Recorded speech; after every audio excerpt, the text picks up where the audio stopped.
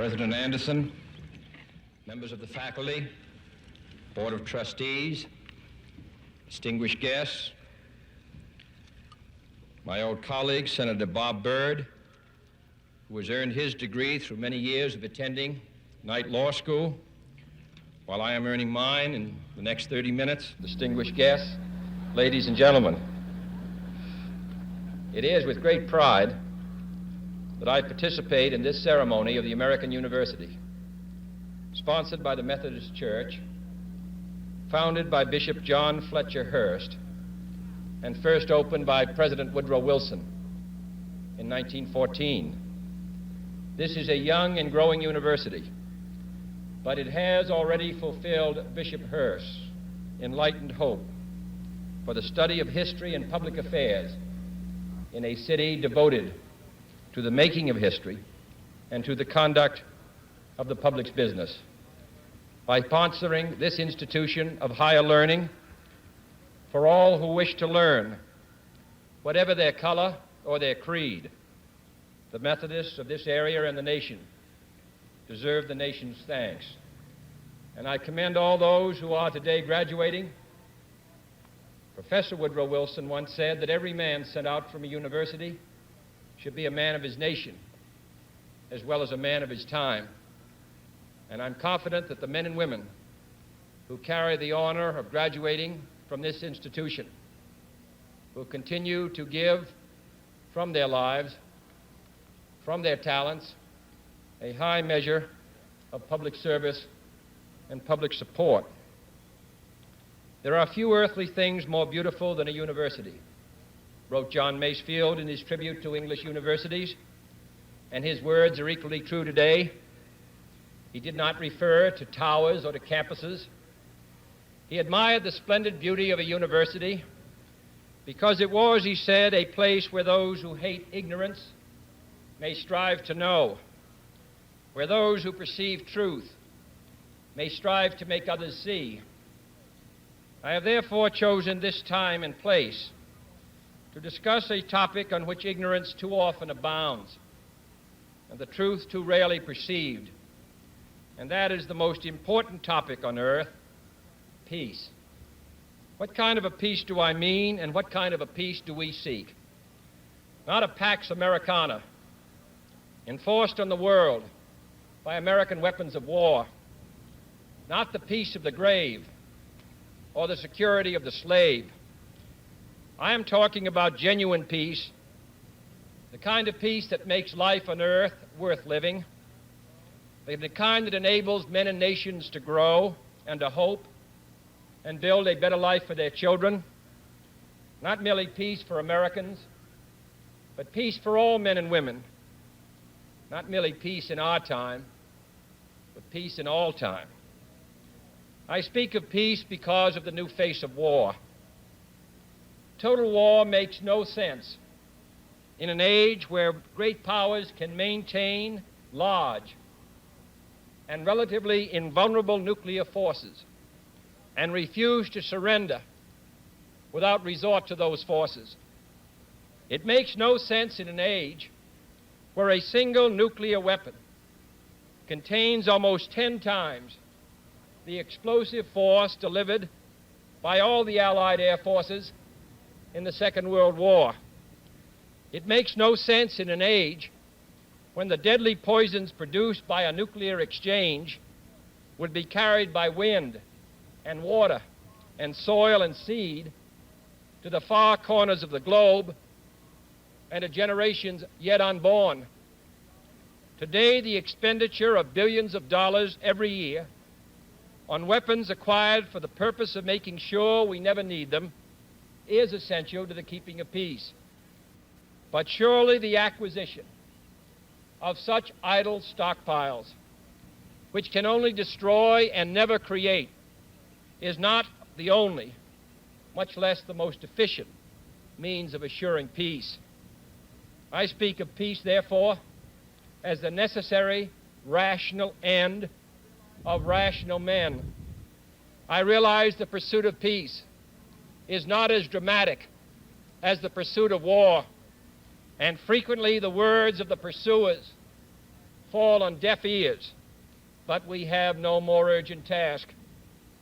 Some say that it is useless to speak of peace or world law or world disarmament, and that it will be useless until the leaders of the Soviet Union adopt a more enlightened attitude. I hope they do. I believe we can help them do it. But I also believe that we must re-examine our own attitudes as individuals and as a nation, for our attitude is as essential as theirs. And every graduate of this school, every thoughtful citizen who despairs of war and wishes to bring peace should begin by looking inward, by examining his own attitude towards the possibilities of peace, towards the Soviet Union, towards the course of the Cold War, and towards freedom and peace here at home. First, examine our attitude towards peace itself. Too many of us think it is impossible. Too many think it is unreal. But that is a dangerous, defeatist belief. It leads to the conclusion that war is inevitable, that mankind is doomed, that we are gripped by forces we cannot control. We need not accept that view. Our problem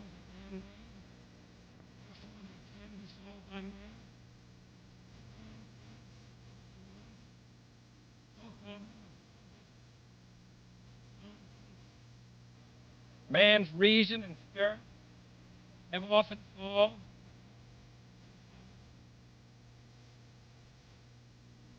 I am not referring to the absolute, infinite concept of universal peace and goodwill, of which some fantasies and fanatics dream.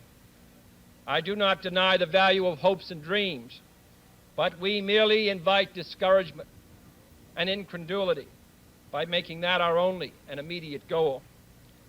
Let us focus instead on a more practical, more attainable peace, based not on a sudden revolution in human nature, but on a gradual evolution in human institutions, on a series of concrete actions and effective agreements which are in the interests of all concerned. There is no single simple key to this peace, no grand or magic formula to be adopted by one or two powers. Genuine peace must be the product of many nations, the sum of many acts. It must be dynamic, not static, changing to meet the challenge of each new generation. For peace is a process, a way of solving problems. With such a peace, there will still be quarrels and conflicting interests, as there are within families and nations. World peace, like community peace, does not require that each man love his neighbor. It requires only that they live together in mutual tolerance, submitting their disputes to a just and peaceful settlement. And history teaches us that enmities between nations, as between individuals, do not last forever. However fixed our likes and dislikes may seem, the tide of time and events will often bring surprising changes in the relations between nations and neighbors. So let us persevere. Peace need not be impractical, and war need not be inevitable. By defining our goal more clearly, by making it seem more manageable and less remote, we can help all people to see it, to draw hope from it, and to move irresistibly towards it. And second, let us re-examine our attitude towards the Soviet Union. It is discouraging to think that their leaders may actually believe what their propagandists write. It is discouraging to read a recent authoritative Soviet text on military strategy and find on page after page wholly baseless and incredible claims, such as the allegation that American imperialist circles are preparing to unleash different types of war, that there is a very real threat of a preventative war being unleashed by American imperialists against the Soviet Union, and that the political aims, and I quote, of the American imperialists are to enslave economically and politically the European and other capitalist countries and to achieve world domination by means of aggressive war, unquote. Truly, as it was written long ago, the wicked flee when no man pursueth. Yet it is sad to read these Soviet statements, to realize the extent of the gulf between us. But it is also a warning to the American people not to fall into the same trap as the Soviets, not to see only a distorted and desperate view of the other side, not to see conflict as inevitable, accommodation as impossible, and communication as nothing more than an exchange of threats.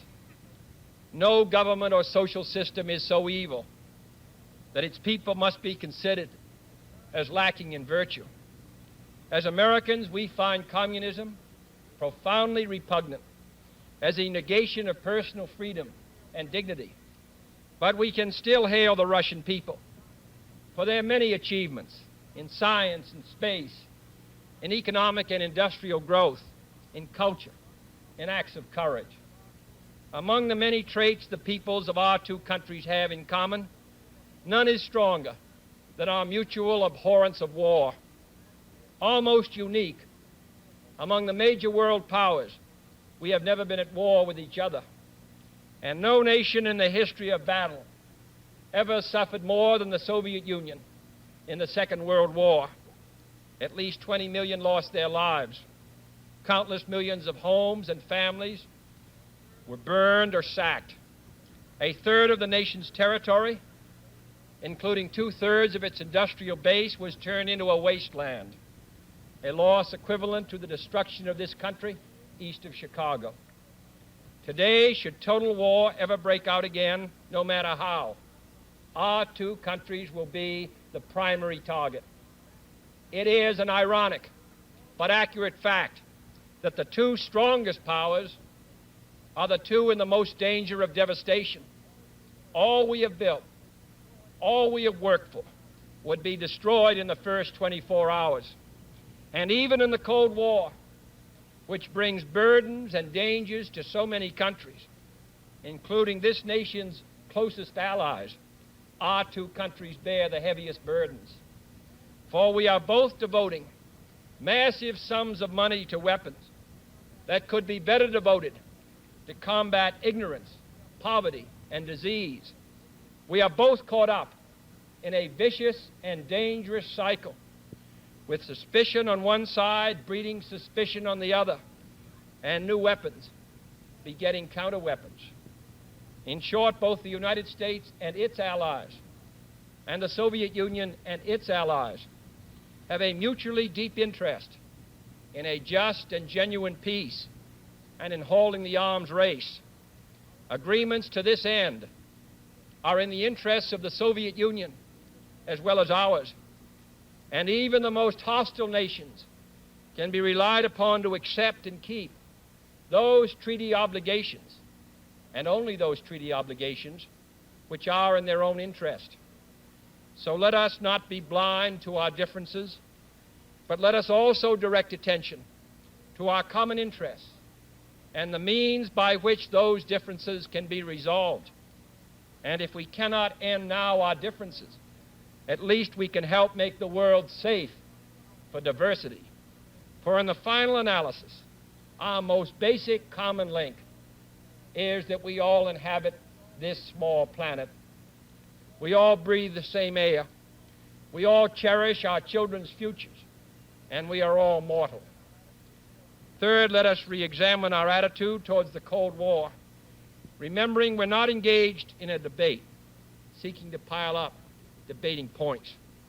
We are not here distributing blame or pointing the finger of judgment. We must deal with the world as it is, and not as it might have been had the history of the last 18 years been different. We must therefore persevere in the search for peace in the hope that constructive changes within the communist bloc might bring within reach solutions which now seem beyond us.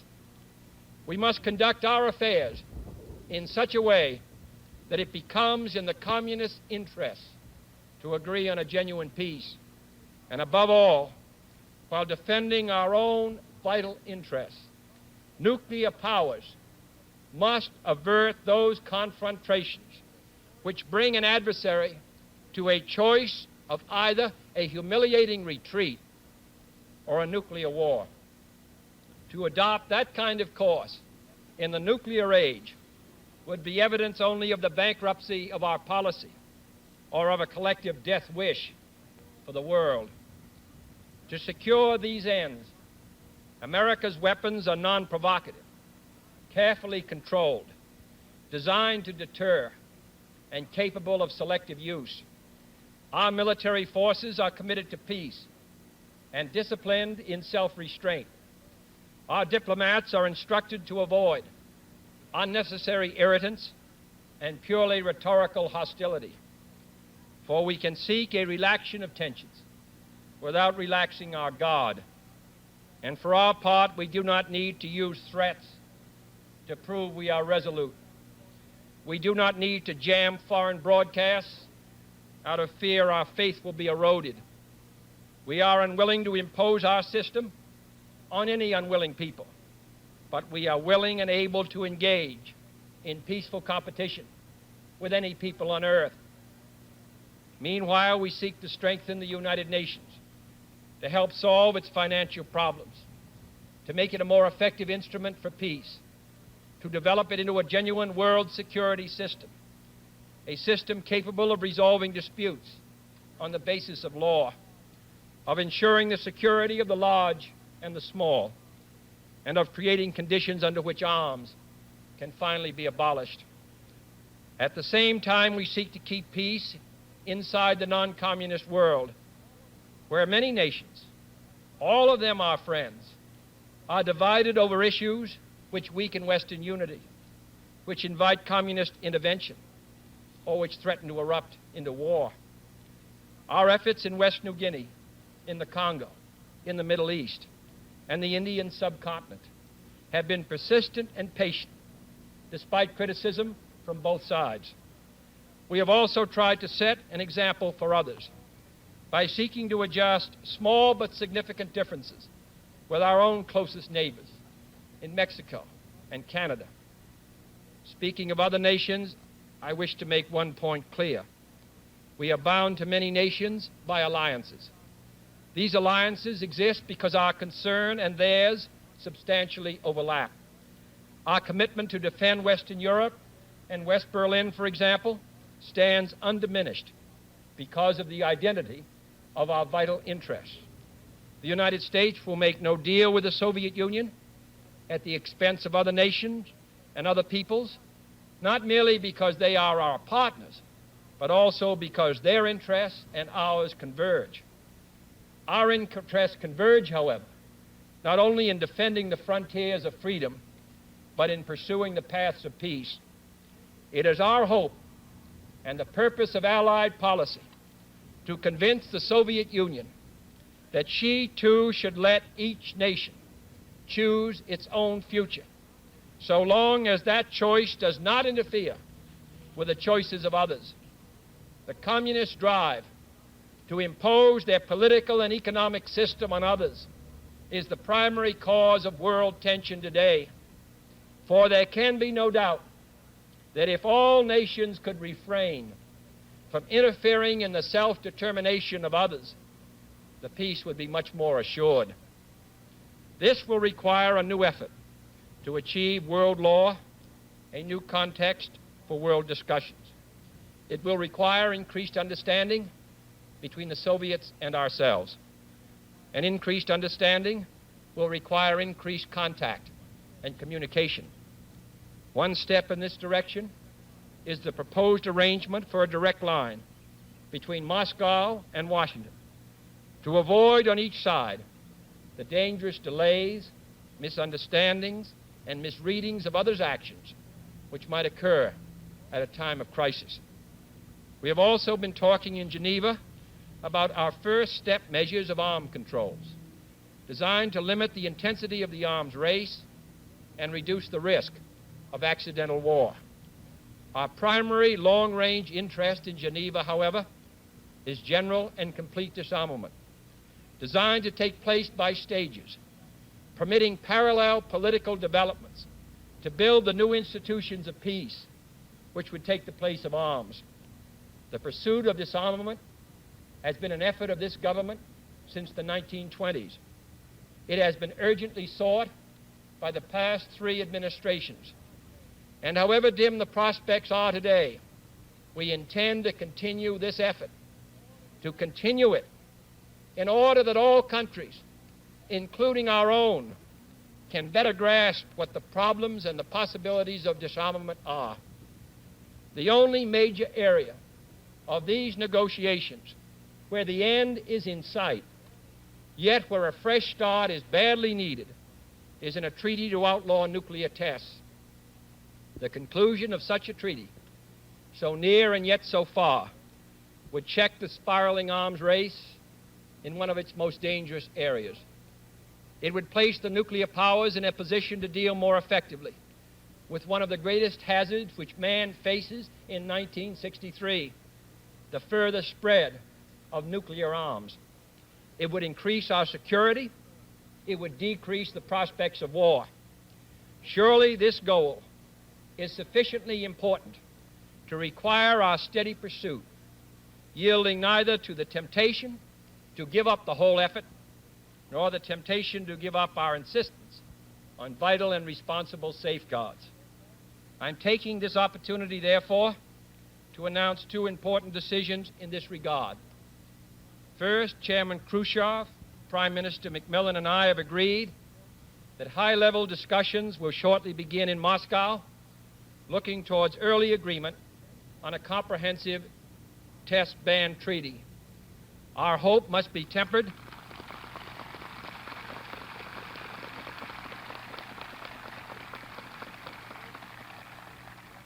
Our hopes must be tempered with the caution of history, but with our hopes go the hopes of all mankind.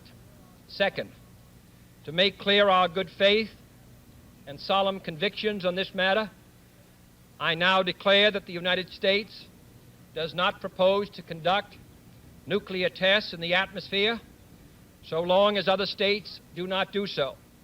We will not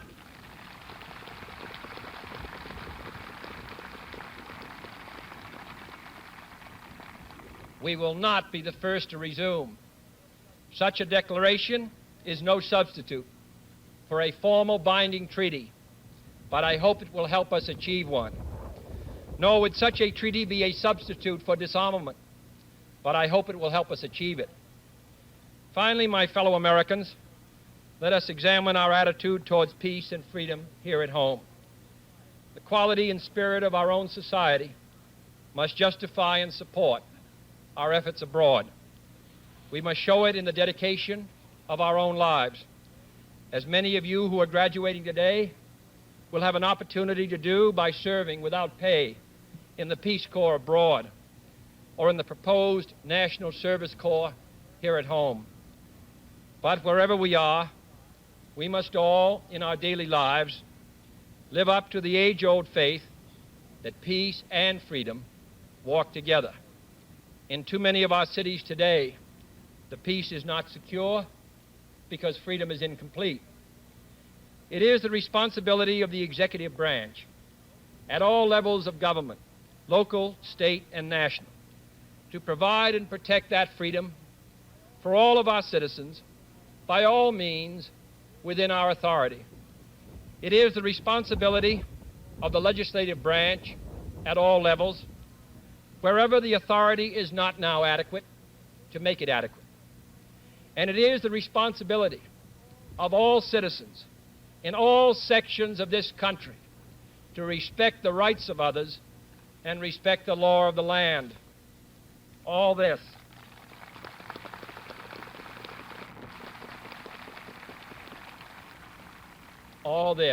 is not unrelated to world peace. When a man's way please the Lord, the Scriptures tell us, he maketh even his enemies to be at peace with him. And is not peace, in the last analysis, basically a matter of human rights? The right to live out our lives without fear of devastation, the right to breathe air as nature provided it, the right of future generations to a healthy existence. While we proceed to safeguard our national interests, let us also safeguard human interests. And the elimination of war and arms is clearly in the interests of both. No treaty, however much it may be to the advantage of all, however tightly it may be worded, can provide absolute security against the risks of deception and evasion. But it can, if it is sufficiently effective in its enforcement, and it is sufficiently in the interest of its signers, offer far more security and far fewer risks than an unabated, uncontrolled, unpredictable arms race. The United States, as the world knows, will never start a war. We do not want a war. We do not now expect a war. This generation of Americans has already had enough, more than enough, of war and hate and oppression.